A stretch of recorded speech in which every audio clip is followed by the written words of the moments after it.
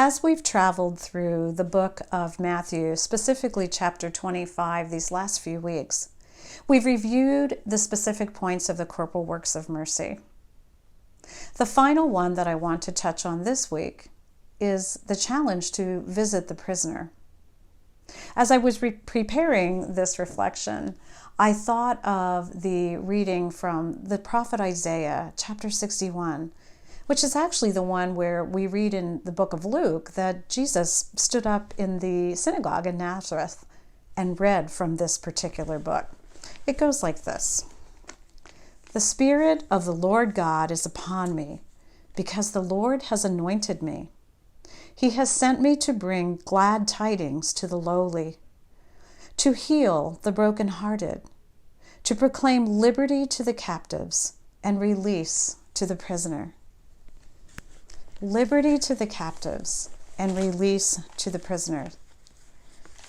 Many of us have family or friends or acquaintances, co-workers perhaps, that are part of the justice system who are held behind physical bars of prison. They are incarcerated.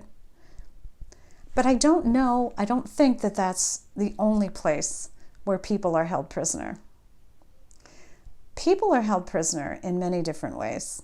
And it's all of those people that we are challenged to visit, that we are challenged to help find freedom.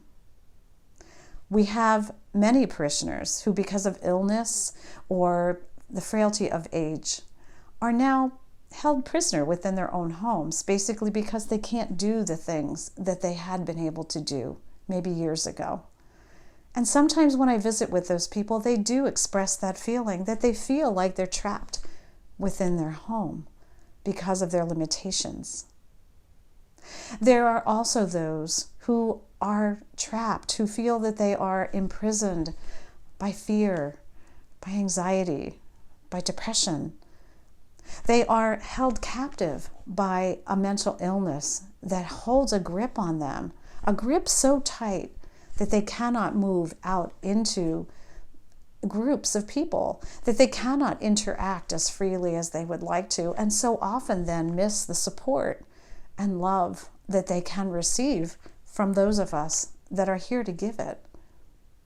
And then there are those who have created a prison, a spiritual prison perhaps. They have hardened their hearts, and that hardness of heart has created a wall very similar to the wall of a physical prison, that the light of Christ is not able to penetrate because they have kept that wall so strong and so sturdy and so closed. It is all of these people that we are challenged to visit, all of these people who we are challenged to come alongside as companions, to accompany on this journey toward healing. And yes, it may not be a 100% healing, but we are asked to visit these prisoners, to visit these captives, to walk alongside them, and to share the love of Christ, to share the understanding that God is with them in this prison, no matter which type it is, that God is with them in their suffering, and that we are there with them as well, that we are there to support them, to pray for them, to just be with them in that suffering, in that prison, within those walls. So this week, as I've challenged you in previous week, let's take a look around. Let's look at the people in our families, our co-workers, and yes, again, those who are in our parish, those who are worshiping with us. And reach out in love and understanding.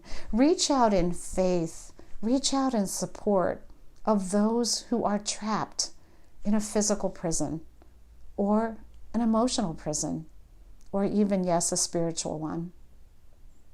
Let's work together as those companions. Let's walk alongside our brothers and sisters so that they can find release, so that we can bring them to a sense of peace and fulfillment, and know that they are supported and loved by our church community. Know that Jesus truly has come through us to release the captives and set them free. Pray for me. I pray for you and blessings from St. Elizabeth Ann Seton.